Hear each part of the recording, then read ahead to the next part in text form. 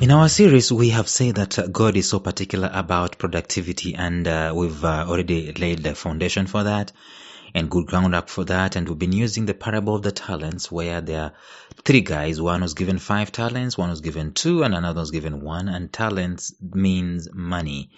The first 2 guys invested, and the last guy hid it somewhere. And when the master came back, he just gave it back the way it was, and he was called a wicked guy, and he was given a punishment.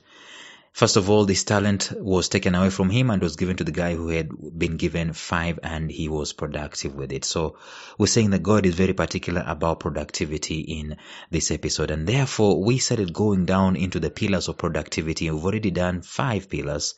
I think we've done 3 pillars so far, and today let us add 2 so that we can be able to do 5 pillars. There are 20. Probably we'll finish them in the next several episodes. Today let us look at 2 more. Stay tuned.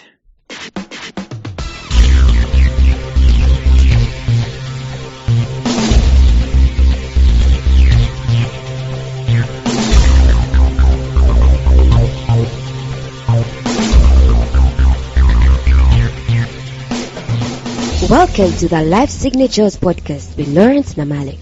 Lawrence is a life coach, author, and keynote speaker who loves to tackle different topics on purpose, productivity, and resilience. His mission in life is to awaken all your boundless possibilities available in you. Life Signatures podcast is dedicated to bring to reality every single person who knows that deep down in their gut, there's got to be more to life than this. And now, here is your host, Lawrence Namale.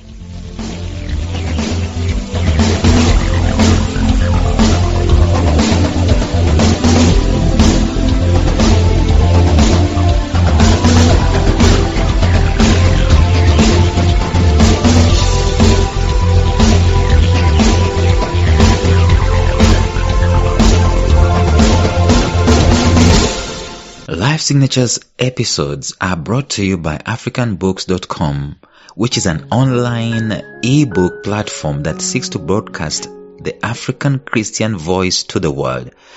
As such, they have become a hub for African content, connecting African writers and publishers with a global reading audience. Publishing your books on their site is free and easy, with authors having full control over their content and the price they choose to sell at it.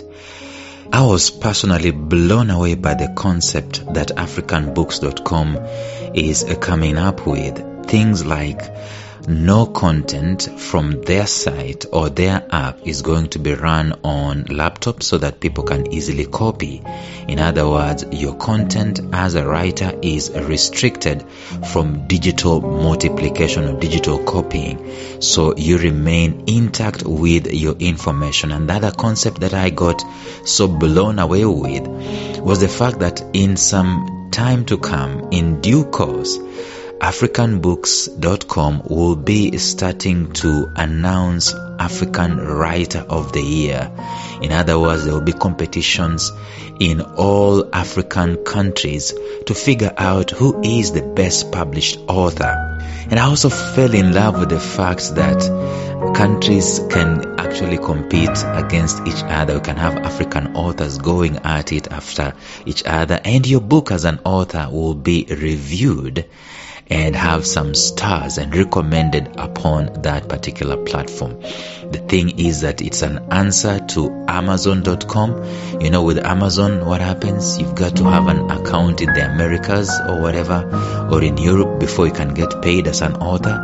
But here, the local currency is in play and the local means of getting paid are in play. So to get started, go to africanbooks.com as an author or as a publisher, and even as a reader if you wanted to read your African favorite authors. Enjoy. Productivity is a very important thing. Let me tell you, even you as a person, even if you did not know God, even you as a person and you did not know God, you did not subscribe to God, there is something inside of you that is going to go up in arms when you are not productive. You might have everything in place, But the fact that you are not being productive, just something is just off.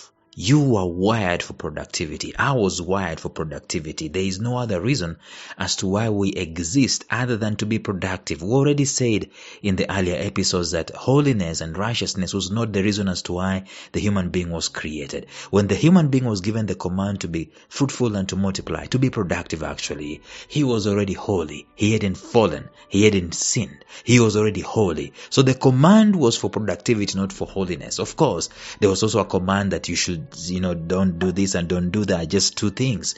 Eat from this and don't eat from that. That was the two things that were running concurrently at creation. First of all, don't sin. Secondly, be productive. As you are not sinning, be productive. So the problem that we've done these days is that we've taken the idea of getting back to God and getting righteous and getting pure and getting holy and doing the right things and thinking the right thoughts and being spiritual and being worshipful. We've thought that that is all there is. That is all that is needed by God. In fact, sometimes we look at work as if it's a curse. We look at work as if it's quote unquote secular. We look at the things that are productive in this world, and someone might be thinking pursuing those things is being secular. Let me tell you something. Productivity is something that God demands from us, something that He created us to do. We are supposed to be productive from the get-go. And so we've been looking at some of the pillars of productivity. Let me just run through them for you. Number 1, we said it's purpose. Number 2, we said it's leadership. And number 3, we said there is the pillar of planning. Very powerful ones. You can be able to review the episodes yesterday and the previous day and see. Today I want to talk about 2 more, and the first one I'm going to talk about is management. This is number 4 pillar.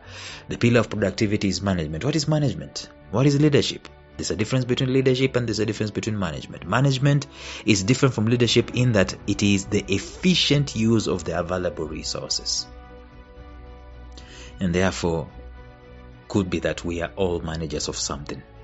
The efficient use of resources in order to meet set objectives at a given time limit and produce something. The set objectives, again, the set objectives of management is productivity. When you're finding that your management is stifling productivity, there are some people who have failed to understand the reason why they are managers. They think that they are managers because of the most important thing is their job title, their clout, their authority, that they are senior in position than the other guys. Your seniority is not for you. You are not the one that this world wants. The world wants some things to be produced. You are the manager, yes, but at the end of the day, in your department, what has been produced?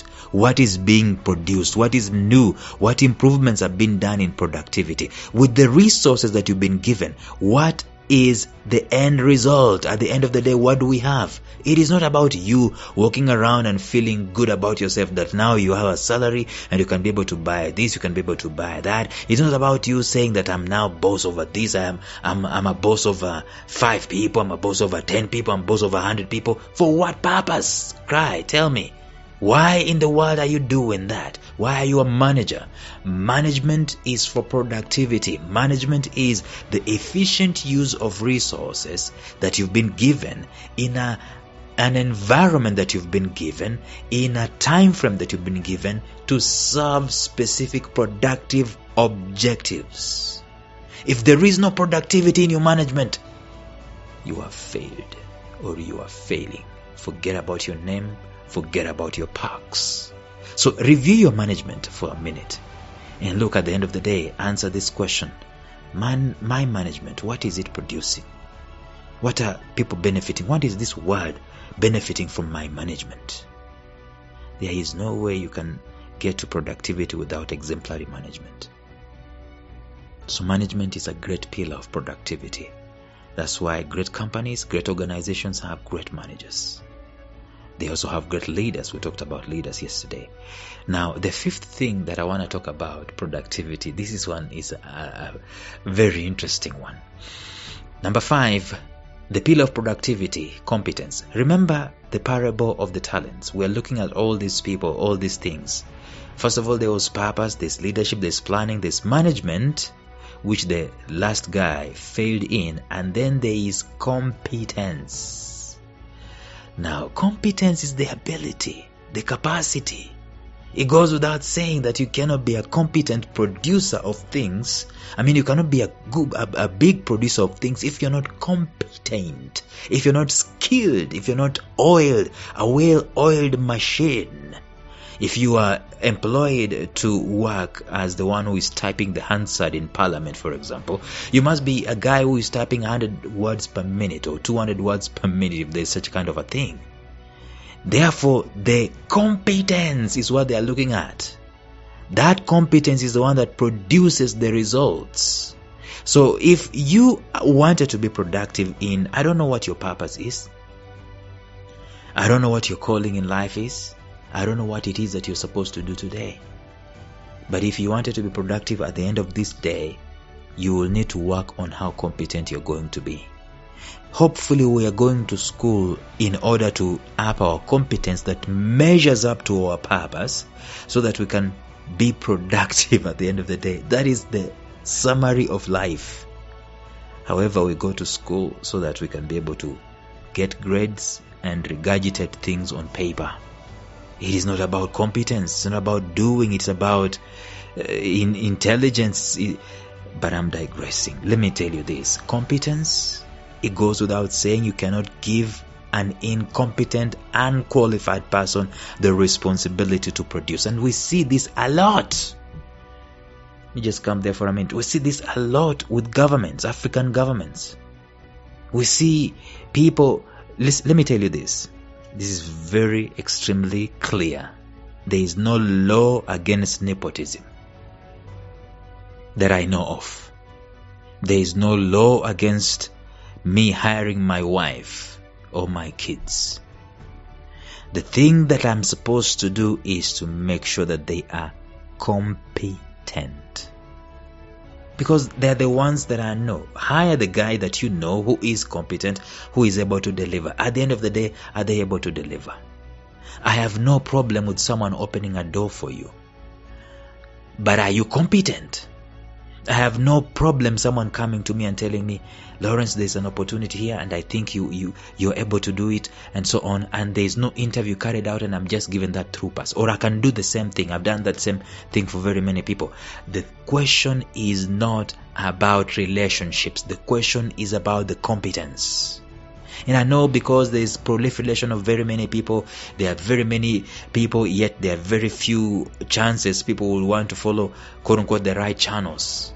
There is no channel that says that you should only employ people from this tribe and that tribe and so on. I can employ my wife. The question is she competent? You know, people are going to report me after I've said that. But is she competent? We are talking about productivity at the end of the day. That let us recruit people based on competence, because we are not just filling positions. The employment is not for the people. The end game of employment is productivity. That's what God is looking for. You can get someone who is highly competent, highly qualified, and they're able to do it in few days, in less days. By the way, this idea of competence is increasing. There is something that they call Asia. Some jobs are being outsourced to Pakistan, to India. You guys, yeah, those guys, the things that you're asking for $2,500 to be paid for, they're asking for $50. Because there is an increase in competence in the things that they can be able to do. But I digress, that's a discussion for another day. We're talking about productivity. It is the end game. The reason as to why we are here is to be productive. And if we're going to be productive, we've got to be competent. So if you are not competent, start working on it today. Work towards being competent. There is the thing they call on-the-job training, OJT. Do your OJT, but work on being competent at the end of the day. Well, tomorrow we're going to look at 2 more other pillars of productivity, which are going to be extremely interesting. But until then, bye-bye. Thank you for listening to Life Signatures Radio. If you enjoyed today's show, subscribe to Life Signatures Radio on iTunes, Stitcher, or visit our website at lifesignatures.libsyn.com. Life Signatures Radio, fresh, clean, and inspiring.